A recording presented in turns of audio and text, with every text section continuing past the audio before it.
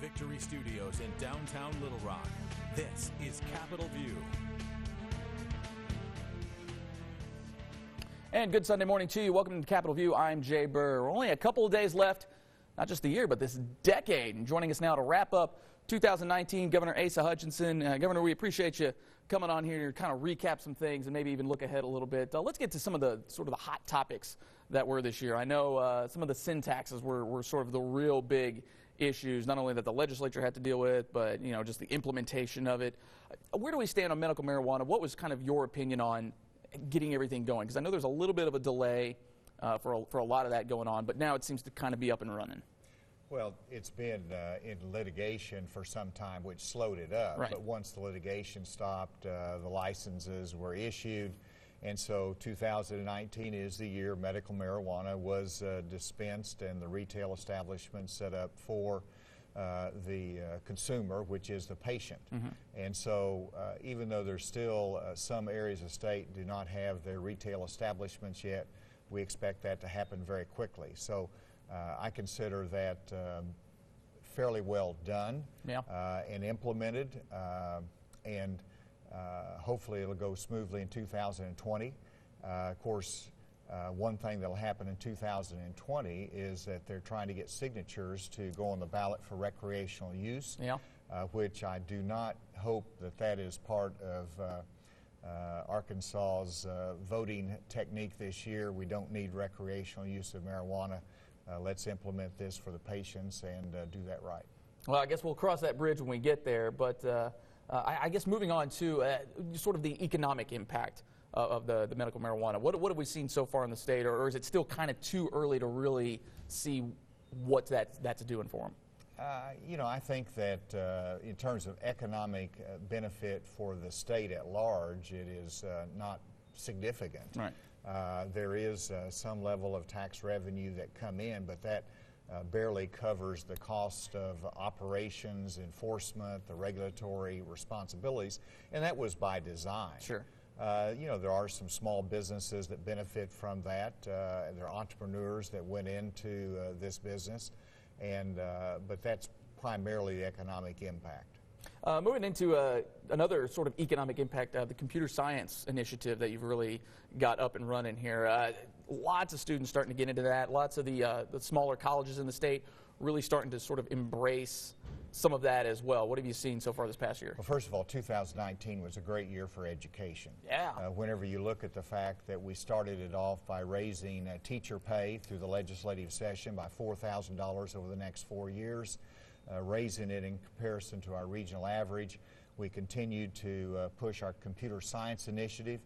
This year we went from 8,000 students to over 9,800 students taking it statewide. Largest increase among girls who code. So, and that helps us to attract jobs. So there's an economic benefit there. This last year we announced DXC Technologies in Conway, 1,200 technology jobs. All right. Right here in Central Arkansas. And I know too, PreK was a little bit of an issue the last session here. Is there a way to kind of get that as part of it? Because a lot of people would say, PreK is a big time foundation. And, it's great to have all the computer science and all that, but if you barely know how to hold scissors or know your colors even at that pre-K level, it's almost like you're holding some of the students back in terms of pre-K is very important for foundations in education. I'm delighted that Arkansas actually ranks in one of the top states in terms of access to pre-K education. And so that's good news for us. We need to continue to increase the quality, and so we continue to invest more dollars in pre-K education, improving the quality as well as continuing that access. It is important for our students. I know one of your big things this past year, the cabinet transformation. Ooh, boy, that was a doozy of a project to get with. Are we all the way in there yet? What are we seeing so far? We are. We've converted 42 different departments of government that report directly to me down to 15 cabinet, which helps my management. It helps us in the delivery of services. But this will continue on to next year. Mm-hmm. In 2020, you'll see some of these agencies moving into the same physical location. And so transformation is an ongoing effort in our state, improving efficiency, becoming more technology oriented for the consumers, which is the taxpayers, putting more things online. But it's really been very successful thus far, and we're going to be able to exceed our savings goal without any doubt. There you go, savings. People like to hear that. Another big one was the highway bill. Historic. It's been a long time since the highways were really addressed in this manner. I guess, what have we seen so far from that? And as I know some of the casino revenues and that sort of thing, are projections still kind of in line with what you're hoping for? They are. I mean, the casinos, you know, we have, three new ones that are being developed and expanded in Arkansas. So there's additional funds that come in as a result of those casino revenues. A portion of that will be allocated to highways, but that's just a portion of it. And so we still need to do more in 2020 on highways. We had a great start this year, passed a historic highway bill. Hell yeah. And it's so important, you know, just the last week reading 2 bridges being closed in northeast Arkansas because of maintenance issues and not safe. That shows that we have to continue to invest in our highways, infrastructure, and roads. So this will be on the ballot in 2020, the extension of the half-cent sales tax. So it's not only a good look back, but also a look forward as to what still needs to be done. Still got a little work done. And I know you just came from Washington a couple weeks ago, talking about occupational licenses, really Arkansas leading the way when it comes to some of that. What did you guys discuss up there in D.C.? Well, this is one of President Trump's priorities, is regulatory reform, which means reducing the burden of regulations that make it difficult on individuals to express freedom, to run their lives, to run their business. We're trying to do that also in Arkansas. You know, we did away with 800 regulations since I've been governor. But in terms of the occupational licensing, we first want to make it easier for our military families. As they come to Little Rock Air Force Base or another military facility in Arkansas, their spouse comes with them. They might have a nursing license in another state. They want to be able to immediately go to work here. So we've streamlined that to direct our agencies to get them a license, to recognize the other state's license, to allow them to go to work more easily. And then we want to more broadly look at that for somebody coming out of prison who wants to be a barber, who wants to be a tow truck operator. We want to make sure that they have access to employment, have the right training, but we don't want to create unnecessary barriers to employment. That's what we're focusing on. Oh, it was an exciting 2019. Can't wait for what 2020 has on the schedule. What have you got? Give us a quick preview. Anything real big coming down the pike? Oh, absolutely. All right. Look at more jobs announcements next year that's we've worked hard on this year that we expect to announce in 2020. I expect a continuing booming economy, continued growth in Arkansas in that way. We have the census next year. I hope it shows that we have a new population. And the big news is January 1, a new tax cut will go into effect, and so every citizen will be able to look at their paycheck and hopefully have a little bit more they can take home, lowering the top marginal rate down to 6.6% starting on January 1. Tax break, January 1. Good way to start the new year. There you go. Governor, we certainly appreciate you coming in. Thank you, Jay. All right. Coming up after a quick break, Andrew DeMillo from the Associated Press joins us to recap the top political stories of this past year. You're watching Capitol View on Sunday morning.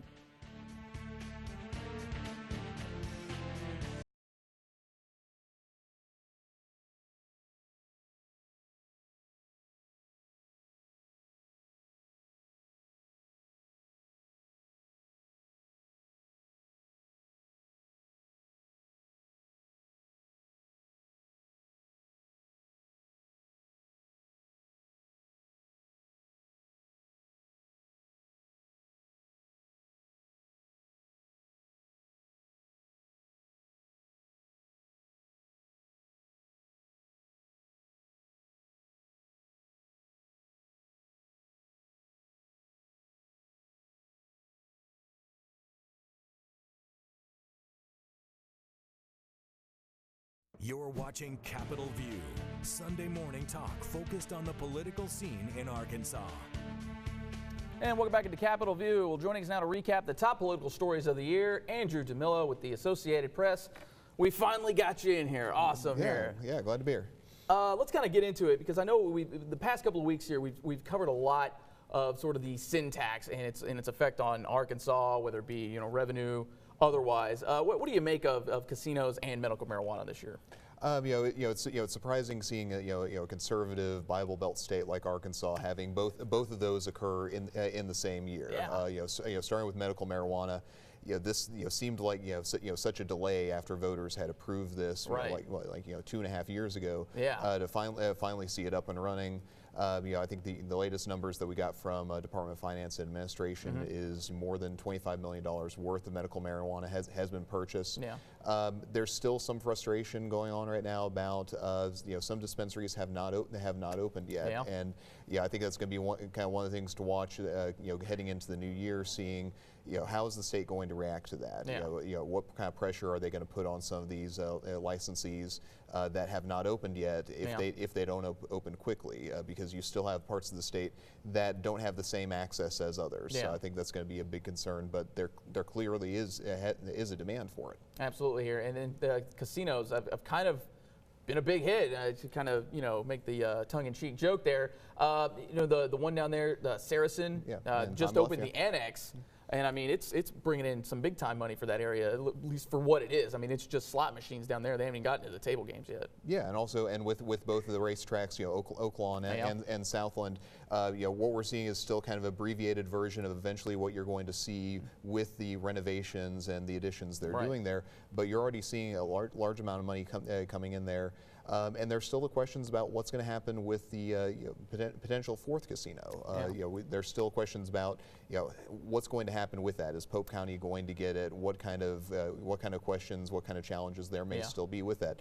But there's clearly the demand for it, even kind of in this initial kind of abbreviated state at this point.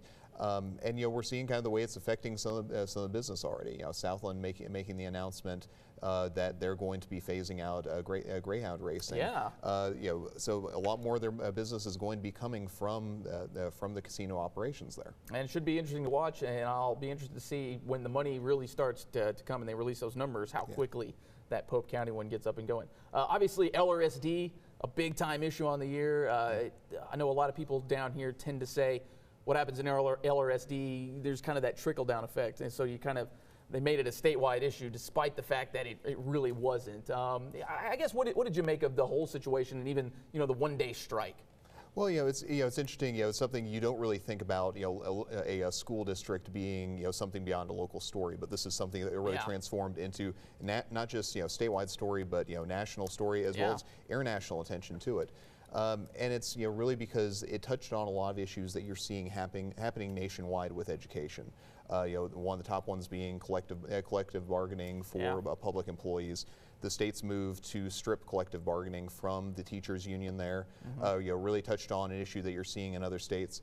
The questions about education reform, proliferation of charter schools, and also you have this all happening in kind of historic context. This happened in a district that has been living under the shadow of the Central High desegregation, and you really had a lot of people invoking the Central High crisis when they talked about that issue. I think heading into the new year, it's going to be still reverberating through it. We've got a school board election that's going to be happening in the general election. Yeah. And you've got a relatively quiet election year in Arkansas where you could have this unusual situation where a school board election could end up getting more attention than some of these federal races, and in some cases maybe even the presidential race, and potentially some national attention and national money as well too. Should be interesting to watch that unfold. Do you think local control is going to fix anything? I know each side kind of has their own take on it, but it seems like Little Rock has been in this position before. When they had local control, seems like they were still in it with state control. Now it's going back, and it just kind of feels like a ping pong effect. Well, and so much of the debate right now is is Little Rock really getting local control? Well, that's what's being presented is that they're regaining local control after this election, but there are going to be limits on the board and what they can do, at least as long as the district is in this in this category of Category 5. Yeah. And so that's the big criticism that you're hearing from local control supporters, is that what they're getting, what they're saying is what the district is getting is not genuinely local control. So that a lot of the debate still is going to be what powers is the district going to have, what's the state's role going to be, and how are they going to operate between each other. And I guess quickly here, you kind of touched on a little bit, not really a whole lot in terms of races on here, obviously with Josh Mahoney kind of disappearing from the earth here, but I guess French Hill, Joyce Elliott, kind of the only real big one. Could be interesting maybe in Pulaski County. Do you think even beyond that Elliott really has a genuine chance here? This is still a district that Democrats see there being an opening, even if it's a narrow one. But if you look at history, if you look at French Hill's re-election in 2018, you look at Joyce Elliott when she first ran for this against Tim Griffin. There are still challenges for Democrats in that district, and really have to the turnout really has to be very high in Little Rock and in Pulaski County. So it remains a challenge, but clearly Democrats see an opening there somewhere. Yeah. The question is, what is that path, and what's the extraordinary situation that would have to happen to make that path happen? It's going to be fascinating to watch for sure, and see how much money they really pour into that as well. Andrew DeMillo, we appreciate you coming in here, kind of recapping the big stories of the year. We'll get you back in here for more as the year goes on here. All right, you're watching Capitol View Sunday morning. We got much more right after this.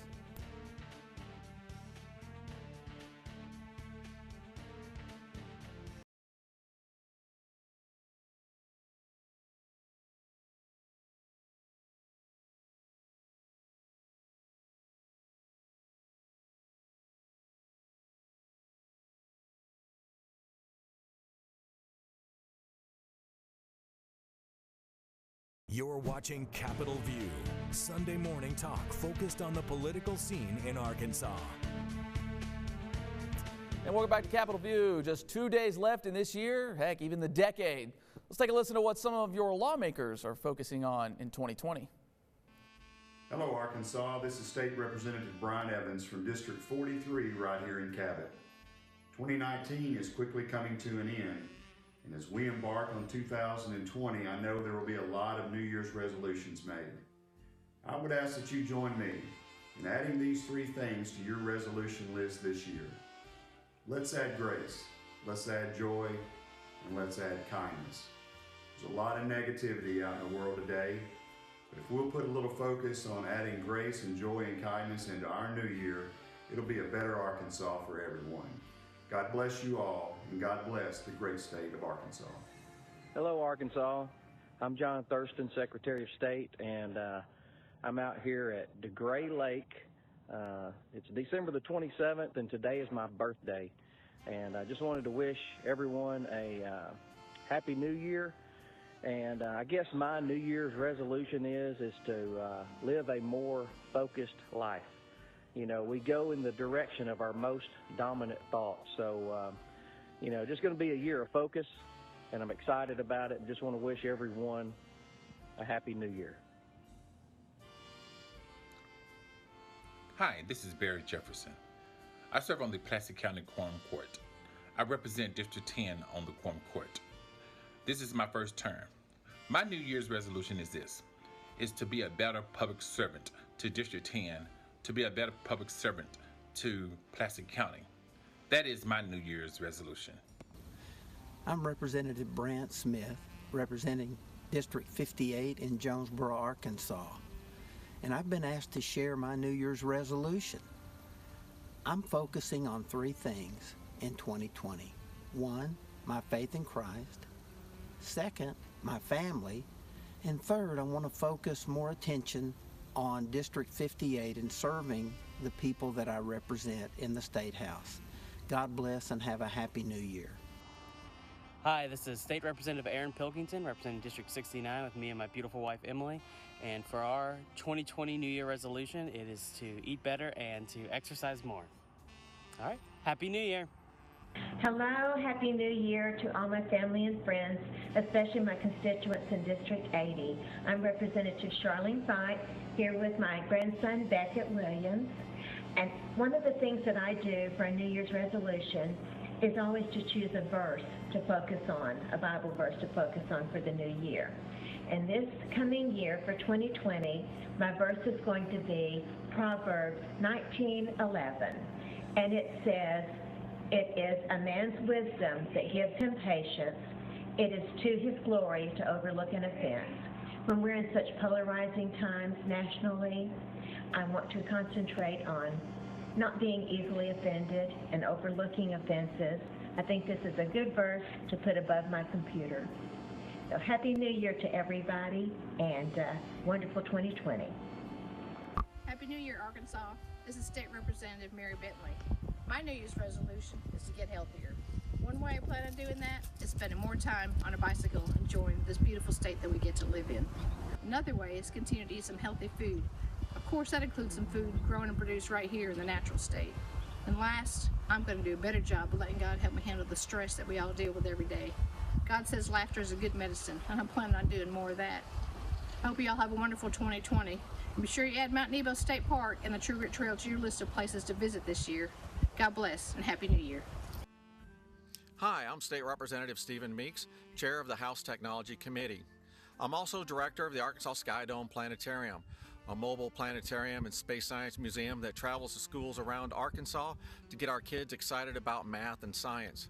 However, a lot of our equipment is used, and so my goal or resolution for 2020 is to try to upgrade our equipment and to bring even more resources to our states so that our students know that not even space is out of their reach. From my family to yours, I'd like to wish everyone here in Arkansas a safe and prosperous 2020. Hi, this is Lieutenant Governor Tim Griffin. My New Year's resolution, both as a taxpayer and as an elected official, is to continue to be the best possible steward of taxpayer dollars. When I first got elected, I cut my budget by over 15%, and we've kept it there ever since. And I will continue to speak out against taxes that are too high and too much spending. God bless y'all. Have a wonderful New Year. Happy New Year.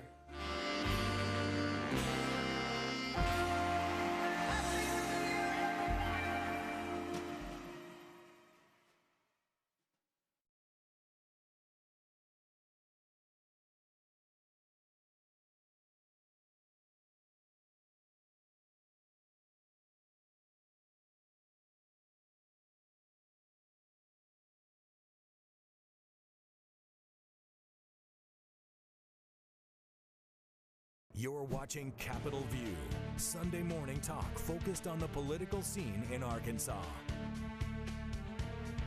Coming up this Sunday on Meet the Press, alternative facts, the assault on truth. We're living in an era where we can't even agree on what the facts are, on what truth is, and who the truth tellers are. This Sunday, Meet the Press takes an in-depth look at how a changing media ecosystem has created chaos out of order. I'll talk to Dean McKay and Martin Barron, the top editors at the New York Times and the Washington Post, about the assault on truth from social media, Russian actors, and yes, government officials. We'll look at the anatomy of a lie, how a story with just a kernel of truth can metastasize into a politically potent conspiracy theory. We'll examine the fog of unknowability, Russian techniques for confusing the public with countless versions of the truth. And we'll discuss all of these issues with a panel of experts on media, journalism, and technology. All that and more this week on Meet the Press. So make sure you stay right here for that. Well, that is going to do it for today's show. Another little resolution I need our lawmakers to get to. Bring those cameras sideways, guys. Give me that vertical video. We're right back here with an all-new Capitol View next week. Enjoy the rest of your weekend and your year. We'll see you then.